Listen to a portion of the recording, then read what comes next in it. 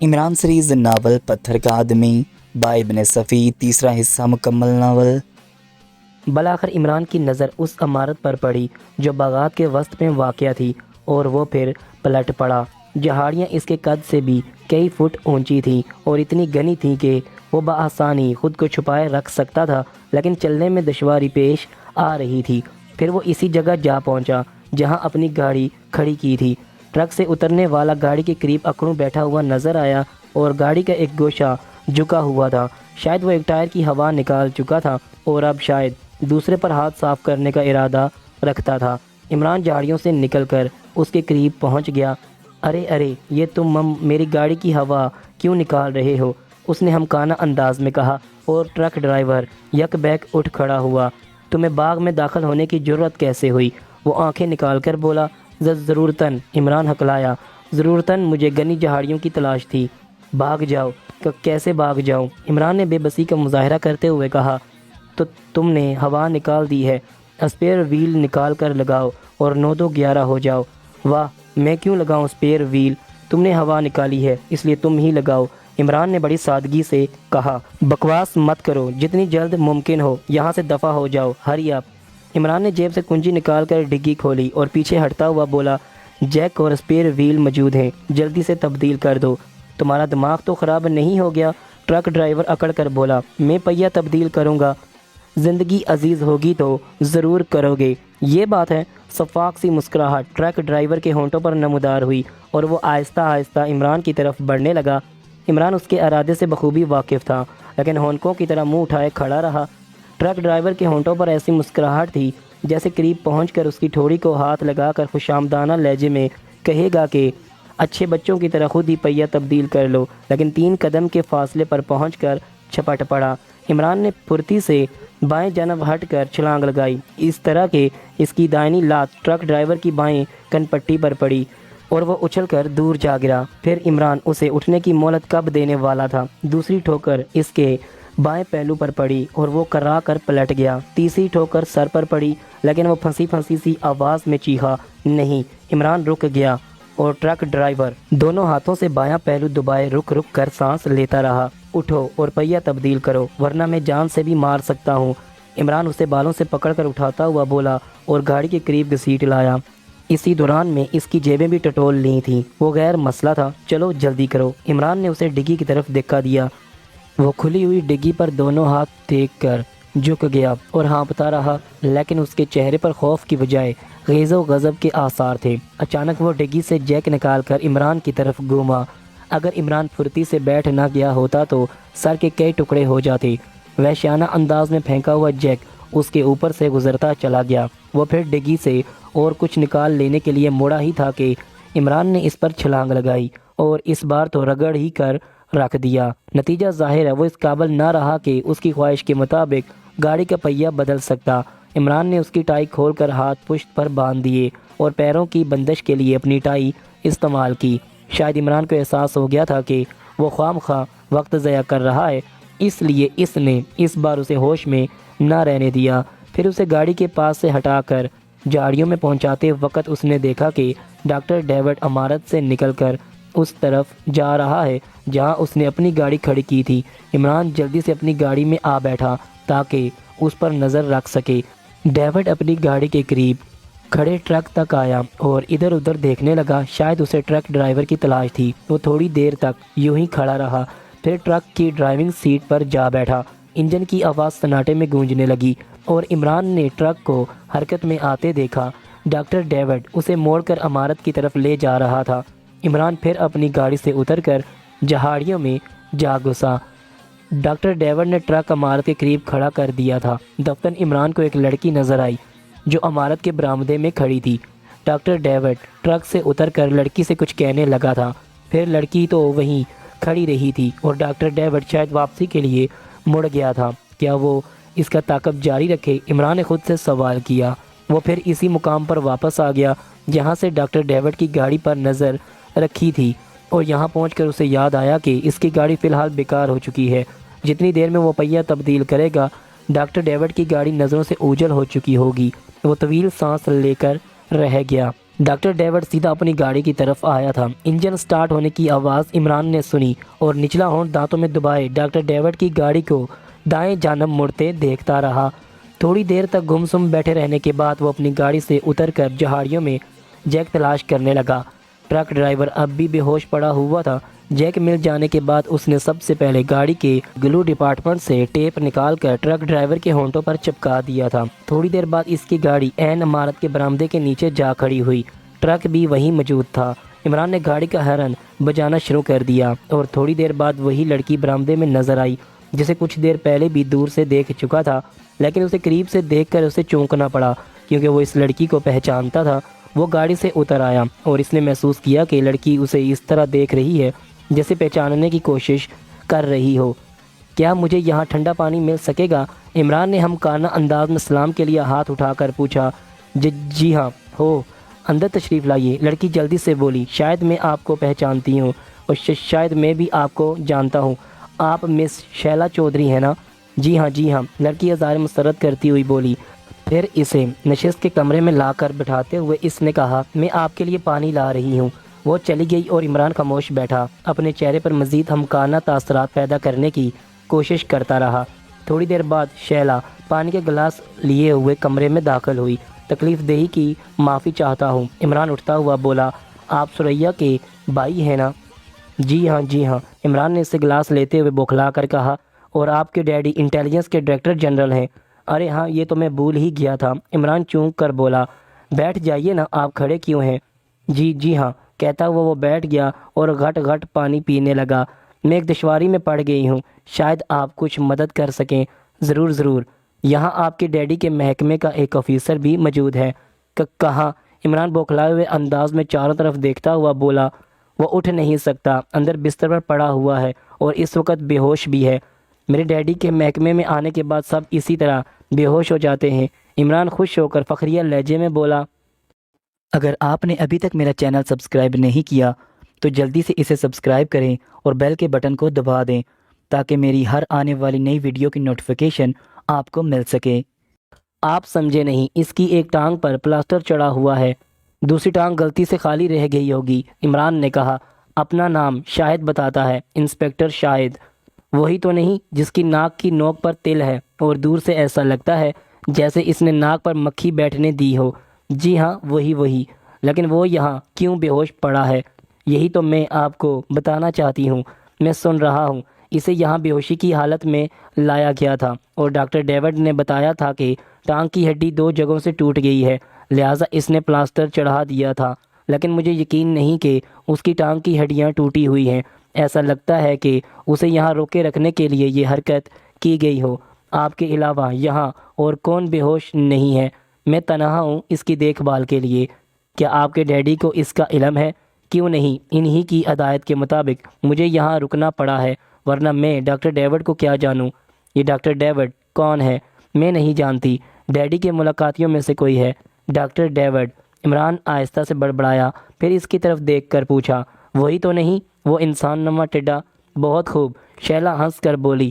بڑی مناسب تشبیہ ہے نا؟ عمران اس سے بھی زیادہ زور سے ہنس کر بولا۔ واقعی اسے دیکھ کر کسی خزاں رسیدہ ٹڈے ہی کا تصور ذہن میں ابھرتا ہے۔ سبحان اللہ، خزاں رسیدہ بھی؟ عمران اسے ستائش آمیز نظروں سے دیکھتا ہوا بولا۔ اب پوری طرح بات بنی ہے، لیکن آپ یہ کیسے کہہ سکتی ہیں کہ انسپکٹر شاہد کی ٹانگ کی ہڈی محفوظ ہے؟ آج ہی تو وہ ہوش میں آیا تھا اور بتایا تھا کہ اس کی ٹانگ میں کسی جگہ بھی کوئی تکلیف نہیں ہے، پھر کیسے بے ہوش ہو گیا تھا؟ ڈاکٹر ڈیوڈ نے کچھ دیر پہلے بے ہوشی کا انجیکشن دیا ہے۔ آخر بے ہوشی کا انجیکشن دیا ہی کیوں گیا جبکہ مریض نے کسی قابل برداشت یا ناقابل برداشت تکلیف کی شکایت نہیں کی تھی؟ واقعی سوچنے کی بات ہے، عمران سر ہلا کر بولا۔ ڈاکٹر ڈیوڈ چاہتا ہے کہ وہ یہاں اسی طرح بے بس پڑا رہے اور کسی کو بھی نہ معلوم ہونے پائے کہ وہ کہاں ہے۔ مجھ سے کہا گیا ہے کہ اب میں اسے ہوش میں نہ آنے دوں۔ تو پھر آپ کیا کریں گی؟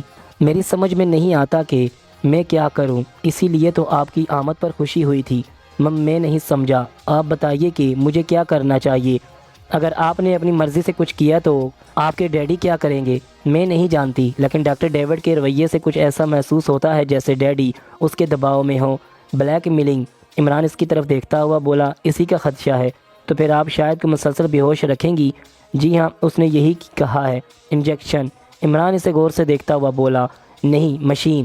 مشین؟ کیسی مشین؟ ٹھہریے، میں آپ کو لا کر دکھاتی ہوں۔ وہ چلی گئی۔ عمران کی آنکھوں میں فکر مندی کے آثار تھے۔ شیلا کی واپسی جلدی ہی ہوئی تھی۔ اس کے دائیں ہاتھ میں ایک بریف کیس تھا جسے اس نے سینٹر ٹیبل پر رکھ دیا اور عمران سے بولی، یہ مشین بجلی سے چلتی ہے۔ عمران اٹھ کر میز کے قریب پہنچ چکا تھا۔ شیلا نے بریف کیس کا ڈھکنا اٹھایا اور بولی، یہ سوئی جو اس نلکی سے لگی ہوئی ہے، کلائی کے جوڑ کی نس کو ابار کر اس میں داخل کر دی جائے گی۔ پھر اس کے بعد گھڑی دیکھ کر 10 منٹ تک مشین چلائی جائے گی۔ ہر 3 گھنٹے بعد اس طرح بے ہوشی جاری رہے گی۔ کتنے دنوں کا پروگرام ہے؟ یہ تو ابھی اس نے نہیں بتایا۔ کیا شاید ہوش میں آنے کے بعد ہوش ہی کی باتیں کرتا رہا تھا؟ جی ہاں بالکل، ورنہ مجھے کیسے معلوم ہوتا کہ وہ کون ہے؟ اور پھر ڈیوڈ نے اسے انجیکشن دے کر دوبارہ بے ہوش کیا ہے؟ جی ہاں۔ اس کے بعد مزید بے ہوش رکھنے کے لیے مشین کا استعمال بتایا گیا ہے؟ جی ہاں۔ انجیکشن کو 3 گھنٹے گزارنے کے بعد سے مشین کا استعمال شروع کر دیا جائے گا۔ آپ نے کہا تھا کہ مشین بجلی سے چلتی ہے، لیکن یہاں مجھے بجلی کا کوئی سلسلہ نظر نہیں آیا۔ عمران چاروں طرف دیکھتا ہوا بولا، بجلی کے اصول کے لیے وہ یہاں ایک ٹرک منگوا کر چھوڑ گیا ہے۔ ٹرک کا انجن چلا کر اس کے ڈائنامو سے مشین کا تار منسلک کر دیا جائے گا۔ اس طرح مشین کارآمد ہو جائے گی۔ ان ساری باتوں کا علم ہے آپ کے ڈیڈی کو؟ بالکل، لیکن میں یہ نہیں کہہ سکتی کہ وہ مسٹر شاہد کی اصلیت سے بھی واقف ہیں یا نہیں۔ کیا وہ ان کی موجودگی میں ہوش میں نہیں آیا تھا؟ عمران نے پوچھا۔ جی نہیں، میرا خیال ہے کہ آپ کے ڈیڈی نداستہ طور پر کسی بڑی دشواری میں پڑنے والے ہیں۔ میں بھی یہی محسوس کر رہی ہوں، اس لیے تو آپ سے ساری باتیں کہہ دی ہیں۔ دراصل اس معاملے میں پہلے ہی سے پریشان رہی ہوں۔ کوئی اور قصہ بھی ہے کیا؟ جی ہاں، اصل الجھن تو وہیں سے شروع ہوئی تھی، ورنہ بے شمار غیر ملکی لوگ ڈیڈی کے مہمان بنتے رہتے ہیں۔ ڈاکٹر ڈیوڈ غیر ملکی تو نہیں ہے؟ عمران نے کہا۔ دیسی عیسائی معلوم ہوتا ہے، غالباً گوا کا باشندہ ہے۔ اس کی بات نہیں ہے۔ ڈیوڈ کے توت سے غیر ملکی عورت ڈاکٹر فوریل ڈیڈی کی مہمان بنی تھی۔ اس کا قیام ہماری ماڈل ٹاؤن والی کوٹھی میں ہے۔ اس کے ساتھ ایک دیسی آدمی بھی تھا جو بعد میں میرے لیے الجھن کا باعث بن گیا۔ پھر شاید پولیس والے بھی الجھن میں پڑ گئے۔ میں نہیں سمجھا۔ اخبارات میں اس کے بارے میں بہت کچھ آیا ہے۔ میرا اشارہ سنگزاد کی طرف ہے۔ غالباً آپ نے بھی اس کے بارے میں پڑھا ہوگا۔ جی ہاں۔ اچھا، تو وہ پہلے ڈاکٹر فوریل کے ساتھ تھا؟ جی ہاں، اور پھر میں نے اخبارات میں اس کی تصاویریں دیکھیں اور ڈیڈی سے اس کا ذکر کیا تو وہ کہنے لگے کہ میں اس سلسلے میں خاموشی اختیار کروں ورنہ انہیں نقصان پہنچے گا، اور مجھے یقین ہے کہ وہ خائف تھے۔ بلیک میلنگ کے علاوہ اور کچھ نہیں ہو سکتا۔ عمران سر ہلا کر بولا۔ تو پھر آپ بتائیے کہ میں کیا کروں؟ آپ نے بہت اچھا کیا کہ مجھے سب کچھ بتا دیا۔ اب میں شاید کو یہاں سے اٹھا لے جاؤں گا، لیکن ہم لوگوں کا کیا بنے گا؟ کیا واقعی ڈیڈی کسی قسم کے مجرم گردانے جائیں گے؟ میری کوشش یہی ہوگی کہ آپ لوگوں پر کوئی الزام نہ آنے پائے۔ ہمارے بہتر سادہ لو شہری غیر ملکی ایجنٹوں کے ہتھے چڑھ جاتے ہیں۔ خدا کا شکر ہے کہ پہلے آپ ہی جیسے سمجھدار آدمی سے ملاقات ہو گئی، لیکن اگر آپ مسٹر شاہد کو اٹھا لے گئے تو ڈاکٹر ڈیوڈ سے کیا کہا جائے گا؟ اس کا انتظام بھی میں پہلے ہی کر چکا ہوں۔ کیا انتظام کر چکے ہیں؟ بات دراصل یہ ہے کہ میں پہلے ہی سے ڈاکٹر ڈیوڈ کے تعاقب میں تھا، خدا کی پناہ، اور اس وقت وہ ٹرک ڈرائیور بھی میرے قبضے میں ہے جو اس ٹرک کو یہاں تک لایا تھا، عمران نے کہا، اور ٹرک ڈرائیور والا واقعہ اسے بتانے لگا۔ تو وہ جھاڑیوں میں بندھا پڑا ہے؟ شیلا نے پوچھا۔ جی ہاں، میں اسے اٹھا کر یہاں ٹرک میں ڈال جاؤں گا، اور آپ ڈاکٹر ڈیوڈ اور اپنے ڈیڈی کو یہ رپورٹ دیجیے گا کہ ڈاکٹر ڈیوڈ کے جانے کے بعد 5 آدمی آئے تھے اور شاید کو زبردستی اٹھا لے گئے تھے۔ تو گویا ڈیڈی کو آپ کے بارے میں نہ بتایا جائے؟ ابھی نہیں، ورنہ کھیل بگڑ جائے گا۔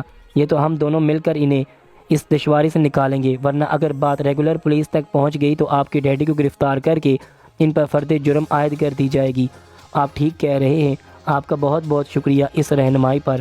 خلق خدا کی خدمت میری زندگی کا نصب العین ہے، عمران نے ہاتھ اٹھا کر درویشانہ انداز میں کہا۔ شیلا چودھری کی گاڑی تیزی سے شہر کی طرف جا رہی تھی، خود ہی ڈرائیو کر رہی تھی۔ عمران شاہد کو اٹھا لے گیا تھا اور بے ہوش ٹرک ڈرائیور کو ٹرک پر ڈال دیا گیا تھا، اور اس نے شیلا کو یہ بھی سمجھا دیا تھا کہ اسے ٹرک ڈرائیور کے سلسلے میں کیا کرنا ہے۔ لہٰذا شیلا عمران کے چلے جانے کے بعد ٹرک ڈرائیور کے ہوش میں آنے کا انتظار کرتی رہی تھی، اور پھر جیسے ہی ٹرک کے اندر سے ہاتھ پیر چلانے کی آوازیں آئی تھیں وہ ٹرک کے پچھلے حصے پر چڑھ گئی تھی۔ ٹرک ڈرائیور نے آنکھیں کھول دی تھیں۔ تم کون ہو اور یہاں کیا کر رہے ہو؟ شیلا نے ڈپٹ کر پوچھا، اور وہ گوں گوں کرنے لگا کیونکہ ہونٹوں پر تو ٹیپ چپکا ہوا تھا۔ ارے او! شیلا کی آنکھیں حیرت سے پھیل گئیں۔ پھر اس نے بندھے ہوئے ہاتھوں اور پیروں پر بھی نظر ڈالی اور جھک کر اس کے ہونٹوں پر سے ٹیپ نکالنے لگی۔ منہ کھلتے ہی ٹرک ڈرائیور زور زور سے کہنے لگا، میں ہی یہ ٹرک یہاں لایا تھا، کسی نے عقب سے حملہ کر کے اس حال کو پہنچا دیا۔ تم جھوٹے ہو، شیلا نے تیز لہجے میں کہا۔ یہ ٹرک ڈاکٹر ڈیوڈ یہاں کھڑا کر کے گئے ہیں۔ ان کے جانے کے بعد 5 آدمیوں نے کوٹھی پر حملہ کیا اور ڈاکٹر ڈیوڈ کے مریض کو زبردستی اٹھا لے گئے۔ ضرور ایسا ہی ہوا ہوگا، تم جھوٹے ہو۔ جب ٹرک یہاں آیا تھا تو تم اس پر موجود نہیں تھے، شیلا نے کہا۔ مجھ پر حملہ ان جھاڑیوں کے اس طرف ہوا تھا۔ برائے کرم اب میرے ہاتھ پیر کھول دیجئے۔ ناممکن، ہرگز نہیں، میں پہلے ڈاکٹر ڈیوڈ کو اطلاع دوں گی۔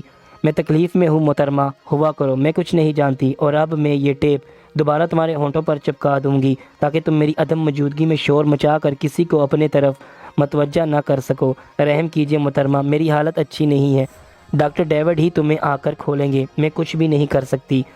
اچھا تو ٹیپ ہی دوبارہ نہ چپکائیے، یہ بھی ممکن نہیں ہے، شیلا نے کہا اور جھک کر دوبارہ ٹیپ اس کے ہونٹوں پر چپکانے لگی۔ وہ مچلنے لگا اور شیلا بولی، مجھے طاقت نہ دکھاؤ، میں بھی کمزور نہیں ہوں، بہتری اسی میں ہوگی کہ ڈاکٹر ڈیوڈ کے آنے تک چپ چاپ پڑے رہو۔ وہ خونخوار نظروں سے اسے گھورتا رہا اور شیلا کوٹھی کو مقفل کر کے شہر کی طرف روانہ ہو گئی۔ باپ کوٹھی ہی پر موجود تھا۔ شیلا نے بدحواسی کی ایکٹنگ کرتے ہوئے اسے عمران کی ہدایت کے مطابق اس وقوعے کی اطلاع دی۔ شہباز چودھری ایک لمبا تڑنگا اور صحت مند آدمی تھا، لیکن اس اطلاع پر اس کی حالت ایسی ہی نظر آنے لگی جیسے فوری طور پر اعصاب زدگی کا شکار ہو گیا ہو۔ بہت برا ہوا، بہت برا ہوا، وہ ہانپتا ہوا بولا۔ اب کیا ہوگا ڈیوڈ شاید ہی اس پر یقین کرے، نہ کرے جہنم میں جائے۔ شیلا پیر چٹک کر بولی، میں جھوٹ تو نہیں بول رہی۔ نہیں، تم جھوٹی نہیں ہو، لیکن ڈیوڈ تو کہتا تھا کہ اس مریض کے بارے میں کوئی کچھ بھی نہیں جانتا۔ آپ جانتے ہیں کہ وہ کون تھا؟ نہیں، ڈیوڈ نے مجھے یہ نہیں بتایا تھا، لیکن میں جانتی ہوں۔ ڈاکٹر ڈیوڈ کے آنے سے پہلے ہی وہ ہوش میں آ گیا تھا اور مجھے اپنے بارے میں سب کچھ بتا دیا تھا۔ کیا بتایا تھا؟ وہ محکمہ سراغ رسانی کا ایک آفیسر انسپکٹر شاید تھا۔ میرے خدا! شہباز چودھری توند پر ہاتھ پھیر کر رہ گیا۔ ظاہر ہے کہ اسے اٹھا لے جانے والے بھی پولیس والے ہی رہے ہوں گے۔ انہوں نے کیا کہا تھا؟ کچھ ہی نہیں، بس ایک آدمی میری طرف ریوالور تانے کھڑا رہا تھا اور بقایا 4 آدمی اسے اٹھا لے گئے تھے۔ ڈیوڈ ہرگز یقین نہیں کرے گا، نہ کرے جہنم میں جائے۔ تم نہیں سمجھتی شیلا، تم نہیں سمجھ سکتی، وہ خوفزدہ لہجے میں بولا۔ کیا نہیں سمجھ سکتی؟ میری ایک جھانپڑ کا ہے وہ ٹڈا۔ پلیز شیلا، یہ میری عزت کا سوال ہے۔ خیر، اسے میری بات کا یقین کرنا ہی پڑے گا، شیلا نے طویل سانس لے کر کہا اور اسے ٹرک ڈرائیور کے بارے میں بتاتے ہوئے بولی، میں اس کو اسی طرح جکڑا بندہ چھوڑ آئی ہوں۔ یہ تم نے عقل مندی کا کام کیا ہے، ٹھہرو، میں ڈیوڈ کو فون کرتا ہوں۔ شیلا برا سا منہ بنا کر رہ گئی۔ شہباز کی پشت اس کی طرف تھی اور وہ کانپتے ہوئے ہاتھوں سے فون پر نمبر ڈائل کر رہا تھا۔ رابطہ قائم ہونے پر اس نے خوفزدہ سی آواز میں اس وقوعے کی اطلاع دی اور پھر خاموش رہ کر کچھ سنتا رہا۔ اس کے بعد ریسیور رکھ کر شیلا کی طرف مڑا تو چہرے کی حالت ایسی نظر آ رہی تھی جیسے برسوں سے بیمار ہو۔ شیلا نے خاموشی سے اس تغیر کو نوٹ کیا، کچھ بولی نہیں۔ شہباز کرسی پر بیٹھ کر ہانپنے لگا۔ شیلا کو اب پوری طرح یقین ہو گیا تھا کہ ڈاکٹر ڈیوڈ اس کے باپ کو بلیک میل کر رہا ہے، لیکن کس سلسلے میں؟ براہ راست اس سے پوچھنے کی ہمت نہ پڑی۔ عمران کی ہدایات بھی مد نظر تھیں۔ اس نے کہا تھا کہ اپنے باپ کو ذرا برابر بھی شبہ نہ ہونے دینا۔ شہباز تھوڑی دیر بعد بولا، ڈیوڈ خود آ رہا ہے، آپ کا یہ دوست ابھی تک میری سمجھ میں نہیں آ سکا۔ او، تم مت سر کھپاؤ اس معاملے میں۔ دیکھیے، اس وقت میں نے کچھ نہیں کہا تھا جب وہ آدمی سنگزاد ثابت ہوا تھا، لیکن یہ براہ راست پولیس کا معاملہ ہے۔ کمال ہے، اس نے جو کچھ تم سے کہا تم نے اس پر یقین کر لیا۔ اگر وہ خود پولیس والا ہوتا یا اسے اٹھائے لے جانے والے پولیس سے متعلق ہوتے تو کیا وہ خاموشی سے رخصت ہو جاتے، تم سے پوچھ گچھ نہ کرتے؟ ارے اب تک تو انہوں نے میری ہر کوٹھی کے گرد گھیرا ڈال دیا ہوتا۔ یہ بات بھی معقول ہی تھی، لیکن شیلا کو پھر عمران کا خیال آیا اور وہ سوچنے لگی کہ خاموشی کا مظاہرہ تو مسلطاً ہوا تھا دونوں کے درمیان ایک سمجھوتے کے تحت، لیکن برحال یہ دلیل بھی ناقابل شکست تھی۔ اس لیے شیلا نے صرف یہ پوچھنے پر اکتفا کی، تو پھر وہ آخر کون تھے؟ بدماشوں کے علاوہ اور کون ہو سکتے ہیں؟ یہ ڈاکٹر ڈیوڈ کے کسی ہم پیشہ حریف کی حرکت معلوم ہوتی ہے۔ دراصل ڈاکٹر ڈیوڈ کو عنقریب ایک سرکاری اعزاز ملنے والا ہے۔ اچھا، اگر یہ بات ہے تو سنگزاد والے معاملے کو کیا کہا جائے گا؟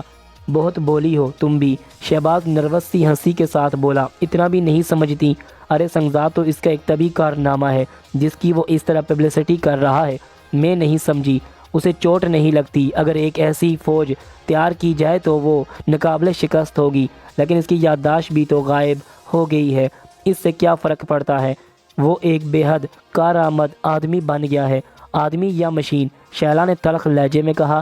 تم ان باتوں کو نہیں سمجھ سکتی، لیکن آپ اتنے گھبرائے ہوئے کیوں ہیں؟ قدرتی بات ہے شیلا، میں نے ایک ذمہ داری لی تھی جو پوری نہ ہو سکی۔ وہ بدماش بلاخر ڈیوڈ کے مریض کو اٹھا لے گئے۔ تھوڑی دیر بعد ڈیوڈ وہاں پہنچ گیا۔ بڑے سکون سے اس نے پوری روادار سنی تھی اور خاصا فکر مند نظر آ رہا تھا۔ شیلا کہتی ہے کہ وہ پولیس کے لوگ تھے، شہباز بولا۔ ارے نہیں، ڈیوڈ نے ہنس کر کہا اور پھر شیلا کی طرف دیکھ کر بولا، اگر وہ پولیس کے لوگ ہوتے تو ٹرک ڈرائیور کو باندھ کر وہیں کیوں ڈال جاتے؟ یہی تو میں بھی کہہ رہا تھا، شہباز بولا۔ نہیں بیبی، تمہیں غلط فہمی ہوئی ہے۔ میں اس ملک کے لیے ایک زبردست کارنامہ انجام دینے کا ارادہ رکھتا ہوں۔ کیا تم نے سنگزاد کو نہیں دیکھا؟ اور کیا تم سمجھتی ہو کہ وہ پیدائشی طور پر ایسا ہے؟ نہیں، میں سمجھتی ہوں کہ اسے آدمی سے مشین بنا دیا گیا ہے۔ بالکل بالکل، اور یہی آدمی کی مہاراج ہے کہ وہ مشین بن جائے، ہر قسم کے دکھ درد سے آزاد۔ شیلا برا سا منہ بنائے ہوئے اس کمرے سے چلی گئی اور ڈیوڈ نے شہباز کو گھورتے ہوئے سخت لہجے میں کہا، اپنی بیٹی کو قابو میں رکھنے کی کوشش کرو۔ وہ قابو ہی میں ہے، لیکن جن باتوں کو نہیں جانتی ان کے بارے میں پوچھنا قدرتی امر ہے۔ خیر، دیکھا جائے گا۔ اب میں اس آدمی کو چیک کرنے جا رہا ہوں جس نے ٹرک وہاں پہنچایا تھا۔ کوٹھی کی کنجی کہاں ہے؟ شیلا کے پاس ہے، میں ابھی لایا۔ ٹھہرو، اس سے یہ بھی کہہ دینا کہ اب اس کوٹھی کی طرف نہ جائے اور اب کچھ دنوں تک صرف گھر کی چار دیواری تک محدود رہے تو بہتر ہوگا۔ وہ مجھ سے طرح طرح کے سوالات کرتی ہے، شہباز نے بے بسی سے کہا۔ ارے بہلاتے رہو، ڈاکٹر ڈیوڈ لاپرواہی سے بولا۔ تھوڑی دیر بعد اسے کوٹھی کی کنجی مل گئی اور شہباز نے پوچھا، کیا میں بھی چلوں؟ نہیں، میں خود دیکھوں گا، ڈیوڈ ناخوشگوار لہجے میں بولا۔ وہ وہاں سے روانہ ہو کر ایک پبلک ٹیلی فون بوتھ کے قریب رکا تھا۔ گاڑی سے اتر کر بوتھ میں داخل ہوا اور کسی کے نمبر ڈائل کر کے ماؤتھ پیس میں بولا، میری گاڑی اس وقت پلازا سنیما کے سامنے موجود ہے، 10 منٹ کے اندر اندر وہاں پہنچو۔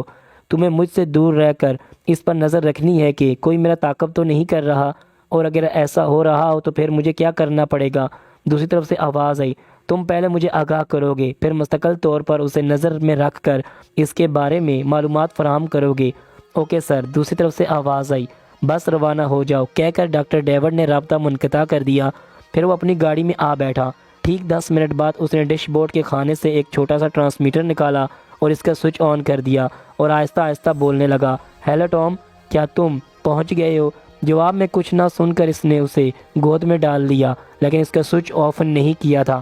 تھوڑی دیر بعد ٹرانسمیٹر سے آواز آئی، ہیلو ڈوک، میں پہنچ گیا ہوں، اب کیا حکم ہے؟ سابقہ ہدایت کے مطابق عمل، میں روانہ ہو رہا ہوں، کہہ کر اس نے انجن سٹارٹ کیا۔ ٹرانسمیٹر کو بدستور گود ہی میں پڑا رہنے دیا تھا۔ خاصی تیز رفتاری سے اس کی گاڑی روانہ ہوئی تھی۔ شہباز کے باغات تک بھی پہنچ گیا، لیکن اس کے نگراں نے ٹرانسمیٹر پر ممکنہ تعاقب کی اطلاع نہ دی۔ آخر اسے خود ہی اپنے نگراں کو مخاطب کرنا پڑا، ہیلو ٹام، تم نے ابھی تک کوئی اطلاع نہیں دی؟ آپ کا تعاقب کسی نے بھی نہیں کیا ڈاکٹر، اور یہاں تو بس ہماری ہی دونوں گاڑیاں ہیں۔ اچھی بات ہے، تو تم جہاڑیوں کے باہر ہی ٹھہرنا اور میں اپنی گاڑی عمارت تک لے جاؤں گا۔ واپسی کے سفر میں بھی تمہیں دھیان رکھنا ہے۔ بہت بہتر، دوسری طرف سے آواز آئی۔ ڈاکٹر ڈیوڈ نے ٹرانسمیٹر کا سوئچ آف کر کے اسے ڈش بورڈ کے خانے میں ڈال دیا اور اپنی گاڑی عمارت کی طرف لیتا چلا گیا۔ این ٹرک کے پیچھے روکی تھی۔ شاید انجن کی آواز سن کر ٹرک ڈرائیور ناک کے ذریعے خلق سے آوازیں نکالنے لگا تھا۔ ڈاکٹر ڈیوڈ چھلانگ مار کر ٹرک پر چڑھ گیا اور پھر جیسے اس نے ڈرائیور کے ہونٹوں سے ٹیپ نکالا، وہ چیخنے لگا، مجھ پر بے خبری میں حملہ ہوا تھا۔ کہاں اور کب؟ ڈاکٹر نے بآہستگی پوچھا۔ میں ٹرک لے کر پہنچا، آپ کی گاڑی کھڑی دیکھی، لیکن اس کے آگے بھی ٹائروں کے نشان دیکھ کر مجھے شبہ ہوا۔ قریب سے دیکھا تو وہ آپ کی گاڑی کے ٹائروں کے نشانات سے مختلف تھے اور تازہ معلوم ہوتے تھے۔ میں ان نشانات پر چلتا ہوا ایک 2 سیٹر گاڑی تک پہنچا جو خالی ہی تھی۔ میں اسے دیکھ ہی رہا تھا کہ میری بے خبری میں کئی آدمی مجھ پر ٹوٹ پڑے اور باندھ کر جہاڑیوں میں ڈال دیا اور پھر ایک انجیکشن لگایا، جس کے بعد کا مجھے ہوش نہیں۔ تو پھر اس ٹرک تک کیسے پہنچے؟ میں نے عرض کیا نا کہ اس کے بعد کا مجھے ہوش نہیں۔ گاڑی کا رجسٹریشن نمبر یاد ہے؟ جی ہاں ٹھہریے، او خدا کے لیے میرے ہاتھ پیر بھی تو کھولیے۔ او ہاں کہہ کر ڈاکٹر جھکا اور اس کے ہاتھ پیر کھولنے لگا، پھر بولا تمہیں ٹرک پر نہ پا کر میں سمجھا تھا کہ تم مزید ہدایات کا انتظار کیے بغیر واپس چلے گئے ہو۔ بھلا یہ کیوں کر ممکن تھا جناب؟ ٹرک ڈرائیور بولا۔ وہ دونوں ٹرک سے اتر کر برآمدے میں آ کھڑے ہوئے اور ٹرک ڈرائیور نے کہا، ان لوگوں میں سے ایک کی شکل میں دیکھ چکا تھا، عجیب بیوقوف سا آدمی لگتا تھا، اور تم نے ابھی کسی ٹو سیٹر کا بھی ذکر کیا تھا۔ ڈاکٹر ڈیوڈ چونک کر بولا، جی ہاں ٹو سیٹر ہی تھی۔ شاید کو دوسری بار ہوش آیا تو اس کی ٹانگ پر پلاسٹر نہیں تھا۔ وہ آنکھیں پھاڑ پھاڑ کر چاروں طرف دیکھنے لگا، کمرہ بھی وہ نہیں تھا جس میں پہلی بار ہوش آیا تھا۔ جلدی سے اٹھ بیٹھا اور اس ٹانگ کو جلدی جلدی اوپر سے نیچے تک ٹٹولنے لگا جس پر پہلے پلاسٹر چڑھا ہوا تھا۔ دوسرا قدم یہی تو ہو سکتا تھا کہ وہ بستر سے اتر کر کمرے میں دوڑ لگانے کی کوشش کرتا۔ ٹانگ بالکل ٹھیک تھی، نہ کسی جگہ درد تھا اور نہ کہیں کوئی ہلکی سی بھی خراش نظر آئی۔ اپنی طرف سے مطمئن ہو جانے کے بعد وہ دروازے کی طرف بڑھا اور اسے کھولنے کی کوشش کی، لیکن ناکام رہا۔ دروازہ باہر سے مقفل تھا۔ تھک ہار کر پھر بستر پر آ بیٹھا اور کمرے کا جائزہ لینے لگا، اور جیسے ہی ٹیلی فون پر نظر پڑی چپٹ کر اس کے قریب پہنچا اور ریسیور اٹھا کر کیپٹن فیاض کے نمبر ڈائل کرنے لگا، اور پھر دوسری طرف سے آواز آئی، ہمیں افسوس ہے جناب، ہم اس نمبر پر آپ کی کال ڈائریکٹ نہیں کر سکیں گے۔ کیوں؟ شاید بنا کر بولا، یہ کون سا ایکسچینج ہے؟ ایکسچینج پوائنٹ بلینک، یہاں تو اس نام کا کوئی ایکسچینج نہیں ہے۔ اور ہاں سنو، میں ایک پولیس آفیسر ہوں اور اپنے چیف سے رابطہ قائم کرنا چاہتا ہوں، اگر ایسا ہے تو ہولڈ آن کیجئے۔ دوسری طرف سے آواز آئی۔ شاید ہونٹ سکوڑ کر چھت کی طرف دیکھنے لگا، پھر تھوڑی دیر بعد اسے جو آواز سنائی دی تھی کچھ جانی پہچانی سی لگی اور وہ بے اختیار چیخ اٹھا، عمران صاحب آہستہ آہستہ ورنہ لائن ڈیڈ ہو جائے گی۔ دوسری طرف سے آواز آئی، آپ کہاں سے بول رہے ہیں؟ گھر سے، لیکن تم اس کی پرواہ نہ کرو۔ اب کیا حال ہے تمہارا؟ ٹانگ کی کتنی ہڈیاں ٹوٹی ہیں؟ ایک بھی نہیں، سب بکواس تھی، لیکن آپ کیا جانیں، وہ تیمدار تو یاد نہیں آ رہی؟ اوہ تو کیا میں وہاں نہیں ہوں؟ کیا تم وہاں اسی لیے رکھے گئے تھے کہ اپنی اصل حالت سے باخبر ہو سکو؟ لیکن یہ تو بتاؤ کہ تم ان کے ہتھے کیسے چڑھے تھے؟ پہلے آپ مجھے یہ بتا دیجئے کہ میں کہاں ہوں، ان لوگوں کے قبضے میں برحل نہیں ہو، ورنہ تمہاری ٹانگ پر اب بھی پلاسٹر چڑھا ہوا ہوتا۔ شاید نے متحرانہ انداز میں پلکیں چھپکائیں اور عمران کو بتانے لگا کہ کس طرح ایک موٹر سائیکل سوار اس کا گال نوچ کر بھاگا تھا اور وہ اس کے تعاقب کے دوران میں اس مصیبت میں پڑ گیا تھا۔ بس اب اس قصے کو یہیں ختم کر دو۔ عمران پوری بات سن کر بولا، میں نہیں سمجھا، میرا مطلب ہے کہ تمہیں اپنی یہ کہانی بدلنی پڑے گی۔ میں اب بھی نہیں سمجھا۔ اچھا ٹھہرو، میں وہیں پہنچ کر تمہیں سمجھاؤں گا، انتظار کرو، میں آ رہا ہوں۔ اس دوران میں اگر کسی چیز کی ضرورت ہو تو مصری کے تکیے کی پشت سے لگے ہوئے سبز بٹن کو دبا دینا، سبز بٹن یاد رکھنا۔ برحال تو اب میں یہ سمجھوں کہ آپ کی تحویل میں ہوں؟ بالکل بالکل، دوسری طرف سے کہا گیا، اور پھر رابطہ منقطع ہونے کی آواز آئی۔ شاید نے ریسیور رکھ دیا اور مڑ کر تکیے کی پشت پر نظر ڈالی۔ کئی رنگوں کے بٹن ایک ہی قطار میں موجود تھے۔ طویل سانس لے کر وہ باتھ روم کی طرف بڑھ گیا، اور جب باتھ روم سے برآمد ہوا تو ایک بار پھر اس کی آنکھیں حیرت سے پھیل گئیں، کیونکہ عمران کمرے میں موجود تھا۔ اب تو مجھے یقین کر ہی لینا پڑے گا، شاید جملہ پورا کیے بغیر خاموش ہو گیا، کہ میں بھوت ہوں۔ عمران شرارت امیز انداز میں مسکرایا، آخر یہ سب کیا ہو رہا ہے؟ فی الحال یہ بتانا مشکل ہے، ویسے وہ لوگ نہیں چاہتے تھے کہ تمہاری ملاقات کرنل فیضی سے ہو سکے، اور شاید دوسرا مقصد یہ تھا کہ ایک اور سنگزاد پیدا ہو جائے۔ میں نہیں سمجھا، وہ تم پر کسی قسم کا تجربہ بھی کرنا چاہتے تھے؟ چیتھڑے اڑا دوں گا، شاید غصے لہجے میں بولا، مجھے علم ہو چکا ہے کہ وہ لوگ کون ہیں۔ شاید تمہارا اشارہ شہباز چودھری کی طرف ہے۔ جی ہاں، وہ لوگ صرف تمہاری دیکھ بھال کر رہے تھے، اس حرکت کے ذمہ دار نہیں تھے۔ انہیں یہی بتایا گیا تھا کہ تمہاری ٹانگ ٹوٹ گئی ہے۔ آخر اس ڈونگ کی کیا ضرورت تھی؟ تاکہ تم چپ چاپ پڑے رہو، فرار ہونے کی کوشش نہ کرو۔ تو پھر شہباز چودھری وغیرہ اس کے لیے جوابدہ بھی نہیں ہو سکتے؟ میں صرف یہ چاہتا ہوں کہ تم فی الحال اصل واقعات کا اظہار کسی پر بھی نہ کرو۔ कप्तान साहब को क्या जवाब दूंगा? मैंने कहा ना कि कहानी बदल दो, वही कहानी हर एक को सुना सकोगे। कहानी कैसे बदल दूं? मेरी समझ में तो कुछ नहीं आया। तो फिर मेरी समझ से काम लो, बताइए क्या कहना है? तुम कभी कभी ख्वांचा फरोशों से पोटैटो चिप्स की थैलियाँ ख़रीदा करते हो। आप क्या जाने शहर के सारे नदीदा बच्चों से वाकिफ़ हूँ। बसा औकात सरे राह पोटैटो चिप्स खाते हुए पाए गए हो। बचपन की बाद आदतें ज़िंदगी भर चिमटी रहती हैं। शायद खिसाना होकर बोला, परवाह न करो। हाँ तो तुमने सड़क के किनारे किसी चलते फिरते ख्वांचा फरोश से एक थैली खरीदी और 2-4 चिप्स ही खाए होंगे कि तुम पर गशी तारी हो गई। दोबारा होश आया तो किसी के कैदी थे, लेकिन तुम उन लोगों में से किसी की भी निशानदेही नहीं कर सकोगे जिनसे कैद के दौरान में तुम्हारा साबका पड़ता रहा था। मतलब समझ रहे हो ना मेरा? यानी एक नकाब पोश कैद के दौरान में तुम्हारी ज़रूरियात पूरी करता रहा था और फिर अचानक आज तुम्हें आज़ाद कर दिया गया। इस सूरत में मुझे इस जगह की निशानदेही तो करनी ही पड़ेगी जहां मैं कैद था। इसका इंतज़ाम भी हो गया है। थोड़ी देर बाद तुम्हें वो जगह दिखा दी जाएगी। इस तरह तो कोई बेगुनाह फंस जाएगा। वो फ़िलहाल एक ऐसी जगह है जिसका कोई भी दावेदार नहीं है। जो चाहे इस जगह को इस्तेमाल कर सकता है। अब मुझे इस जगह के बारे में बताइए जहां इस वक्त मौजूद हूं। इसकी निशानदेही तुम ज़िंदगी भर न कर सकोगे। क्यों ना कर सकूंगा? आखिर आप मुझे यहाँ से निकालेंगे तो तुम पर इतनी बेहोशियाँ पहले भी तारी हो चुकी हैं। एक और सही, खुदा की पनाह अब आप भी बेहोश करेंगे। इसी में तुम्हारे ससुराल की भलाई है। मेरी शादी ही नहीं हुई, ससुराल कहाँ से आ टपकी? तुम शायद हीरोइनों के एसार और कुर्बानी वाली फिल्में नहीं देखते।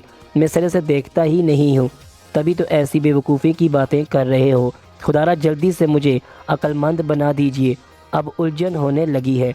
शैला चौधरी जब ये देखेगी कि तुमने अपनी कहानी में इसका या इसके बाप का नाम नहीं लिया तो वो तुम पर दिल हार बैठेगी। और अगर इसके किसी कज़न से तुम्हारी मारपीट ना हो गई तो जालिम समाज के एतराज़ात के बावजूद भी तुम्हारी शादी शैला चौधरी से हो जाएगी। बस साबित हुआ कि तुम्हारी ससुराल की बेहतरी इसी में है कि तुम अपनी कहानी बदल दो। कैप्टन फयाज के ससुर से मिले हो? खुदा की पनाह, ऐसा कोई बूढ़ा आज तक मेरी नज़र से नहीं गुजरा। क्या मतलब? अब भी खुद को 20-22 बरस का लड़का समझता है और फयाज तो अभी पैदा ही नहीं हुआ। इमरान सर हिलाकर बोला, अच्छा तो फिर मुझे नाश्ते से पहले बेहोश होना है या नाश्ते के बाद? नाश्ते के लिए जर्द रंग का बटन दबाओ, 10 मिनट के अंदर अंदर ही नाश्ते की ट्राली आ जाएगी। कहाँ लाकर बंद किया है मुझे? चलो दबाओ बटन। शायद ने फ़ौरन ही इस मशवरे पर अमल किया था। फिर 10 मिनट भी नहीं गुजरे थे कि दरवाज़ा खुला और एक नकाब पोश नाश्ते की ट्राली धकेलता हुआ अंदर दाखिल हुआ।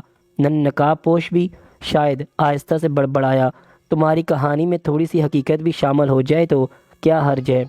शायद कुछ ना बोला। ट्राली पर पोटैटो चिप्स की प्लेट भी नज़र आई और वो गैर शहूरी तौर पर मुंह चलाने लगा। इमरान के होंठों पर अजीब सी मुस्कुराहट थी। नाश्ते के बाद अचानक शायद बड़ाई हुई आवाज़ में बोला, मुझ पर फिर बेहोशी। जुमला पूरा किए बगैर वो बिस्तर पर ढेर हो गया था। पता नहीं कितनी देर तक बेहोश रहा था। आंख खुली तो इस बार खुद को नंगे फर्श पर पड़ा पाया और आसपास कूड़े क्रिकेट की ढेरियां नजर आईं। बौखला कर उठ बैठा। इस बार ज़हनी कसलमदी का एहसास नहीं हुआ था। बस ऐसा ही मालूम होता था जैसे अच्छी भली नींद का सिलसिला अचानक टूट गया हो। शिकस्ता हाल कमरा था जिसका दरवाज़ा खुला ही हुआ था, जिसके सामने इसकी मोटरसाइकिल भी मौजूद थी। जल्दी से बाहर निकला और गर्दो पेश में नज़र दौड़ाते ही समझ गया कि वो इस वक्त कहाँ है। नेशनल हाईवे के 7वें मील पर यह वीरान फार्म वाक़या था। कोई नहीं जानता था कि ये किसकी मलिकत है। अपने कपड़ों से गिर्द झाड़ता हुआ उठा और मोटरसाइकिल की तरफ बढ़ा और इसी वक्त इसे शैला चौधरी का मेहरबान सा चेहरा याद आया।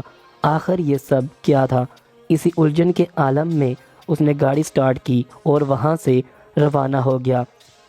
अगर आपने अभी तक मेरा चैनल सब्सक्राइब नहीं किया तो जल्दी से इसे सब्सक्राइब करें और बेल के बटन को दबा दें ताकि मेरी हर आने वाली नई वीडियो की नोटिफिकेशन आपको मिल सके। डॉक्टर फोरेल कैरालूद नज़रों से डेविड को घूरे जा रही थी और डेविड दम बखूद था।